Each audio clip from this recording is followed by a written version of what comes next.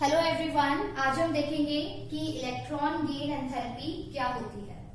Electron gain enthalpy को हम इस तरीके से रिप्रेजेंट करते हैं। यहाँ पे Eg इलेक्ट्रॉन गेन को रिप्रेजेंट कर रहा है, डेल H एंथैल्पी को रिप्रेजेंट कर रहा है। होता क्या है, जब भी किसी भी एटम के अंदर हम यहाँ पे जो एटम लेंगे वो कौन सा लेंगे, आइसोलेटेड गैसियस एटम लेंगे। तो जब भी इस आइसोलेटेड गैसियस एटम में एक इलेक्ट्रॉन क्या होता है, ऐड होता है, तो उस टाइम पे क्या होता है, एनर्जी रिलीज होती है। और यही रिलीज ऑफ एनर्जी को हम क्या बोलते हैं, electron gain enthalpy.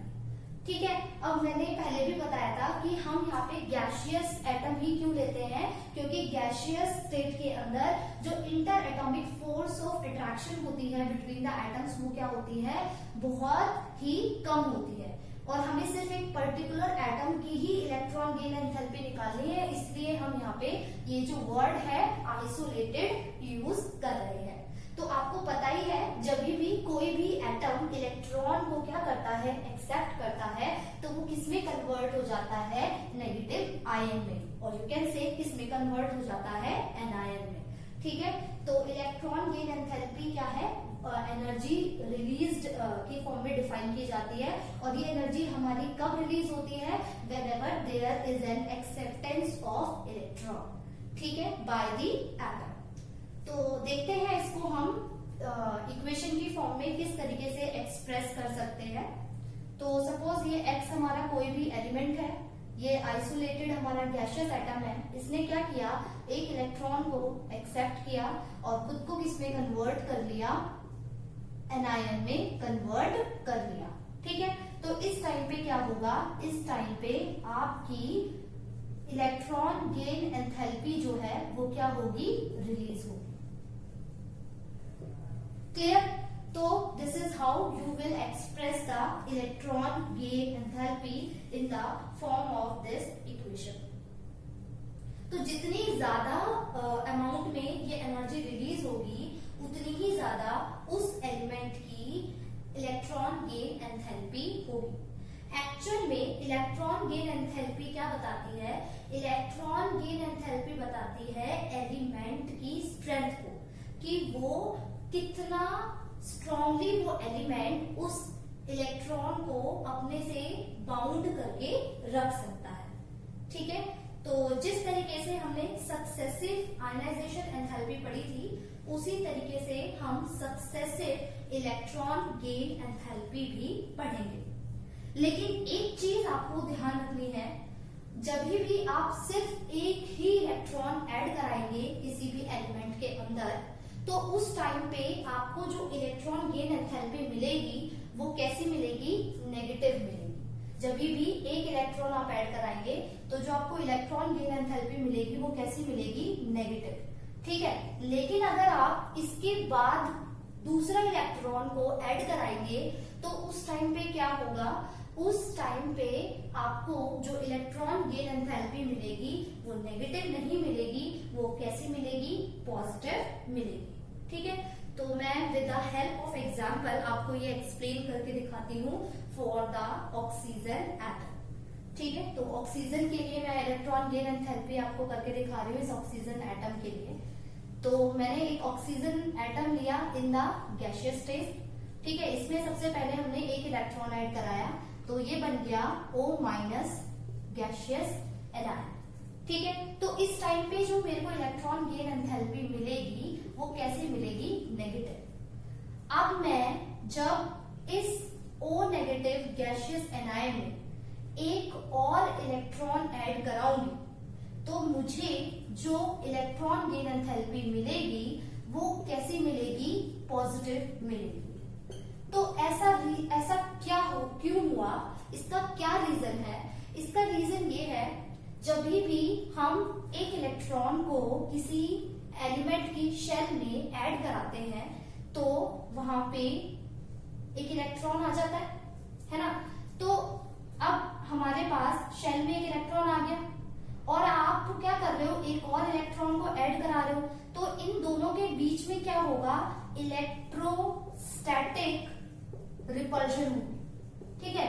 Electrostatic repulsion होने के कारण एलिमेंट इस इलेक्ट्रॉन को एक्सेप्ट इजीली नहीं कर पाएगा, और क्योंकि एलिमेंट इस इलेक्ट्रॉन को इजीली एक्सेप्ट नहीं कर पाएगा तो हमें एक्स्ट्रा एनर्जी प्रोवाइड करनी पड़ेगी, है ना। हमें ये इलेक्ट्रॉन तो ऐड कराना ही है इस एलिमेंट की शेल में, तो उसको ऐड कराने के लिए हमें क्या करना पड़ेगा, एक्स्ट्रा एनर्जी इस एलिमेंट को क्या करनी पड़ेगी, देनी पड़ेगी। ठीक है, तो अब जो आपको इलेक्ट्रॉन गेन एंथैल्पी मिलेगी वो कैसे मिलेगी, पॉजिटिव। तो क्यों पॉजिटिव मिली, क्योंकि आपने सेकेंड इलेक्ट्रॉन को इस एनायन में ऐड कराने के लिए आपने क्या की, एनर्जी दी। तो जब आप एनर्जी दे रहे हैं तो उस टाइम पे आपकी जो इलेक्ट्रॉन गेन एंथैल्पी है वो क्या हो जाती है, पॉजिटिव हो जाती है। और जब आप कुछ भी एनर्जी नहीं दे रहे, एनर्जी क्या हो रही है, रिलीज हो रही है, तो इसका मतलब क्या है, आपकी इलेक्ट्रॉन गेन एंथैल्पी क्या है, नेगेटिव है। तो अगर इलेक्ट्रॉन गेन एंथैल्पी नेगेटिव है तो आपको नेगेटिव साइन देखते ही पता चल जाएगा कि यहाँ पे क्या हुआ है, रिलीज ऑफ एनर्जी। और अगर आपकी इलेक्ट्रॉन गेन एंथैल्पी पॉजिटिव आई है तो आपको देखते ही पता चल जाएगा कि आपको अदर इलेक्ट्रॉन को ऐड कराने के लिए आपको एक्स्ट्रा एनर्जी देनी पड़ी है, जिसकी वजह से आपकी इलेक्ट्रॉन गेन एंथैल्पी क्या हो गई है, पॉजिटिव हो गई है। ठीक है, तो ये आपकी इलेक्ट्रॉन गेन एंथैल्पी थी। तो अब हम देखेंगे कि what are the factors that govern the electron gain enthalpy। So हमारा फर्स्ट फैक्टर है जो कि इलेक्ट्रॉन गेन एंथैल्पी को गवर्न करता है, that is your atomic size. ठीक है, तो अगर हम एटॉमिक साइज की बात करें, अगर हमारा एटॉमिक साइज बड़ा होगा, ठीक है, तो उतना ही डिफिकल्ट होगा एटम के लिए इलेक्ट्रॉन को एक्सेप्ट करना। क्यों, क्योंकि एटॉमिक साइज अगर हमारा बढ़ गया तो हमारा जो न्यूक्लियर चार्ज है वो क्या हो गया, डिक्रीज हो गया। और न्यूक्लियर चार्ज डिक्रीज हो गया, इसका मतलब ये है कि जो हमारी इलेक्ट्रॉन गेन एंथैल्पी है वो क्या होगी, लेस नेगेटिव होगी। लेस नेगेटिव होगी मतलब आपको इसके अंदर इलेक्ट्रॉन को ऐड कराने के लिए क्या करना पड़ेगा, एनर्जी देनी पड़ेगी, इसलिए वो आपकी मोर नेगेटिव नहीं होगी, क्या होगी, लेस नेगेटिव होगी। ठीक है, दूसरा फैक्टर हमारा जो आता है इसमें वो आता है न्यूक्लियर चार्ज। तो अगर हम न्यूक्लियर चार्ज की बात करें तो हमारा न्यूक्लियर चार्ज जितना ज्यादा होगा, ठीक है, न्यूक्लियर चार्ज ज्यादा होने का मतलब है कि न्यूक्लियस का आने वाले इलेक्ट्रॉन पे फोर्स ऑफ अट्रैक्शन क्या रहेगा, बहुत ज्यादा रहेगा, और ज्यादा फोर्स ऑफ अट्रैक्शन की वजह से ये इलेक्ट्रॉन को इजीली अपनी शेल में क्या कर पाएगा, ऐड कर पाएगा। तो ज्यादा न्यूक्लियर चार्ज होगा तो आपकी इलेक्ट्रॉन गेन एंथैल्पी जो होगी वो क्या होगी, आपकी मोर नेगेटिव होगी। ठीक है, अगर हम अब इसके थर्ड फैक्टर की बात करें तो थर्ड फैक्टर है हमारा इलेक्ट्रॉनिक कॉन्फ़िगरेशन। इलेक्ट्रॉनिक कॉन्फ़िगरेशन आपको पता है कि हाफ फिल्ड होती है या फिर हमारी क्या होती है, फुली फिल्ड होती है।